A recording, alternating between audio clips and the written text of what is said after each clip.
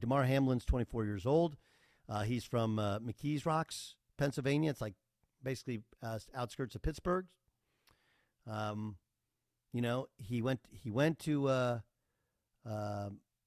Pitt, didn't he? Yeah, I think he went to Pitt, the Tower of Learning, right?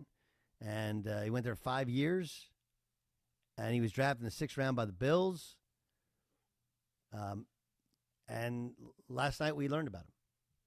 And unfortunately, it was in these circumstances that we all saw the play where he got hit in the chest, and he stood up, and then he passed out, and all of the discussions that have incurred afterwards. I would say this: there's been 3 times in my life that I've witnessed something similar or had something similar happen to somebody close to me, and they really affect you, especially as an athlete. And when I was 12, a friend of mine was 13. After our basketball practice, a kid named Don Clark. I'll talk about it a little bit more in the pod, but he died, just dropped dead after a practice, and there was no AED there. There was an AED used last night. I only knew about AEDs because a decade ago, I was at ESPN. They opened this new basketball gym on campus. It was actually across the street from campus. It was a daycare facility. And our first day playing, somebody went down and wasn't breathing. I went and got help. And while we're waiting for the ambulance, the woman who worked there did compressions. But you do it. The AED is it doesn't just shock your heart back into rhythm. It also tells you when to do compressions and when to blow air into their mouth and to hold their nose, and it gives you, it's like a Siri type of voice, and tells you what to do and when to do it, and it saved his life. And I really hope, obviously, that's what happened to Damar Hamlin, and then we're just all waiting on good news. But everyone's perspective is going to be different on this, and I generally, we don't take phone calls. Today feels different. Today doesn't feel like a day in which we can talk about. I mean, again, and please, I mean, Dan Beyer has a job to do, so I hope, I know Dan's listening. Don't feel you have to do the John Harbaugh update. You have all your time. I'm just, in terms of sports talk, there's one thing that everybody is talking about, and it's this: all the other stuff can wait. And I understand the NFL told him to go back and the Bills were going back, and the defense was going back out there, just because that's how it's always done. There is a protocol for it, and we've had players taken off a field. We just haven't had somebody have performed CPR, and hopefully he's going to be okay, but nearly die on the football field. We just haven't had that, and so I don't know. We got lots of sound for you, but the number is was 877-99 on Fox. All right, is that right? Okay. What is the actual eight? I know it's 877-99 on Fox, but what are the actual numbers? Do people do they look at the thing? Okay, so it's 877-996-6369. 996-6369. 877-996-6369 or 877-99 Fox. Beyer, you cover football. Your Sunday football show is outstanding. Obviously, you have your I Want Your Flex podcast. Were you watching the game last night? I mean, obviously, with your son at home, did you have the game on? Were you watching? Where were Absolutely. Absolutely. Not only that, locked in. As a lot of people are. You mentioned the podcast. There's fantasy football games going on, and people are wondering what's going on with their championship game. And I was one of them, Doug, and I had T. Higgins on my team. And I remember looking down, all right, how many yards was that catch? And then in the snap of a fingers, everything changed. Absolutely everything. And my wife was, just kind of in the neighboring room, and she has no interest in football. And I'm like, oh my goodness, you've got to come over and see this.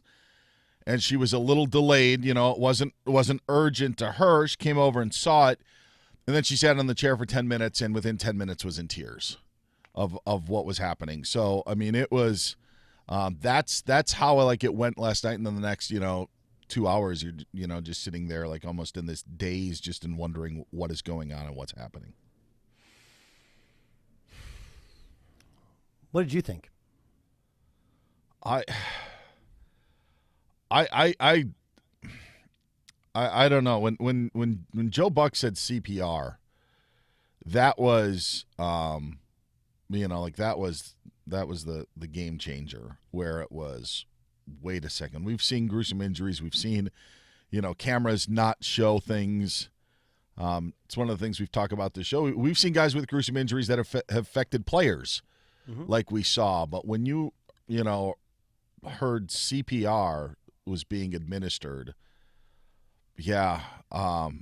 just so scary. And you just go to this place where you're just like, please don't let this happen.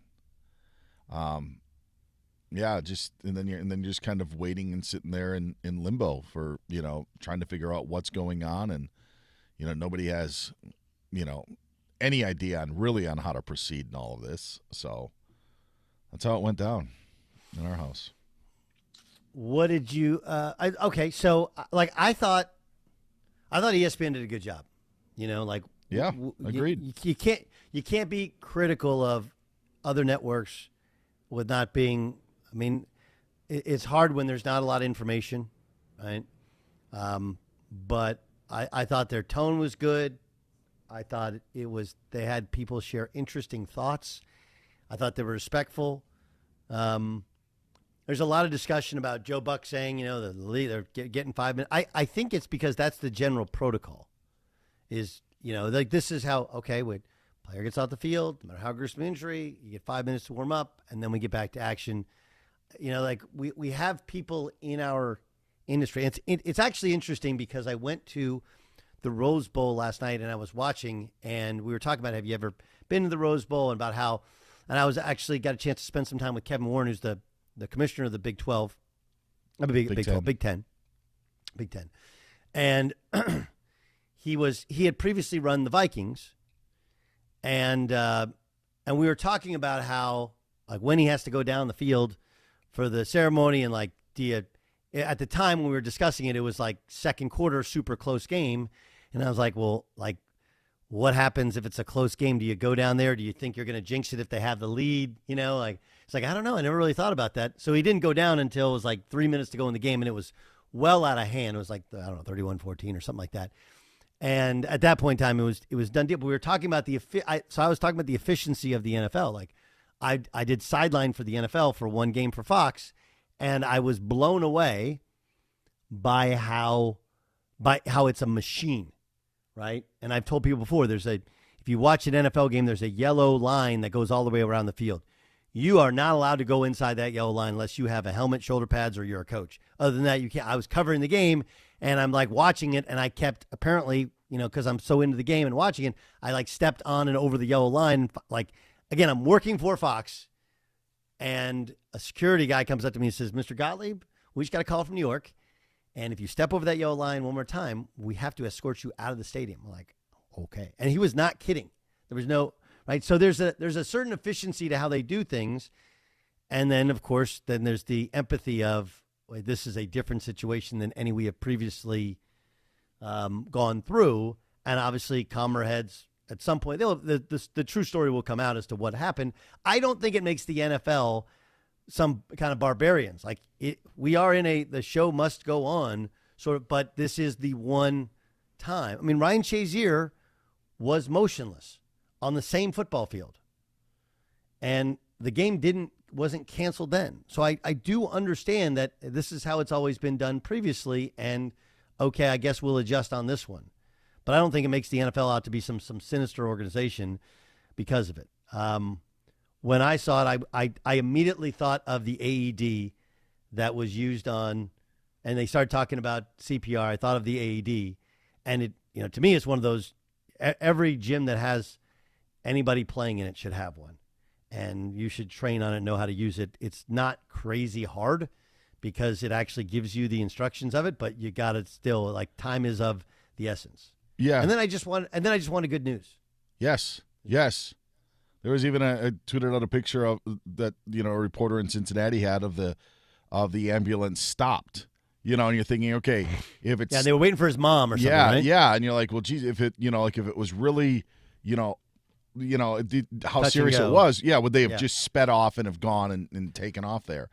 Right, and then there's some. Yeah, go ahead. I'm sorry. No, I was just going to say there got to a point though, and it was interesting because I do think that the 5-minute thing was talked about because Joe Burrow was throwing passes on the sidelines. Like it looked, as you said, like the whole the defense thing. And again, I'm not gonna fault them for that because it's all uncharted territory. You're trying to figure out what to do. There was a point though, like all of a sudden you get the sense like, all right, they're not gonna play this game. Like it is. There's no way that they can do it. The players were off the field, and then you were still waiting, and then you're still waiting. Like for all of that. But there was like that. I completely get the whole, like. How do you you don't want to do the wrong thing. You don't know what's going on, but there did get to a point where like, all right, there's no way that the game can be played at this point anymore. And then you were just still waiting for what was going on. And I think that then came to a part where there was a little, even frustration on my end of like, all right, just call it already. And then we'll figure out all the crap, later on. So, which is honestly, like, I don't know if you, again, there were so many tweets last night. I understand. And I understand, by the way, like I'm somebody whose my spelling is terrible. And I wanted to tweet and make sure people understand I knew I was saying human, not humane. But my tweet at 6:16, so it's just shortly after, was the human thing to do is to call the game, figure out the rest of the morning. Exactly what you were thinking. Yeah. Right? Like let's just call the game and we'll figure out if we want to play it or not play it or whatever. Like quite obviously this is way more important than the outcome of a widely anticipated home field advantage determining football game. Like it's just more important. And it took them a while, but they actually did get to it. But I think most people thought that. These are not, I think one of the things that you have to understand is that as much as, and this is interesting because I was talking to Kevin Warren a little bit about it. We were talking about COVID and how he didn't drive for 2 years because he got death threats. Because remember they canceled the Big Ten season and then only to reinstate it, right? It's these things they're not like you can't just turn around like you're driving a Fiat and just hit the brakes and turn the wheel, and it's more like a gigantic ship in turning things around to not playing the game. And it takes layers upon layers. And obviously Goodell can call and say like, we ain't playing this game, and probably would have been the better for it. But I also know that you got to get everybody kind of lockstep before you make a call of that magnitude.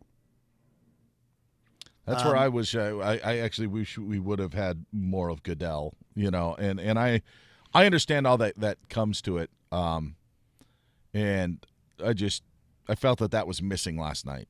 But again, it's definitely a missed window, but there's just a lot we don't know. Sure. We don't know where he was. We don't know what he was doing. It's like we think he's Monday Night Football, big game. He's supposed to be watching it. Maybe he was, maybe he wasn't. I don't know.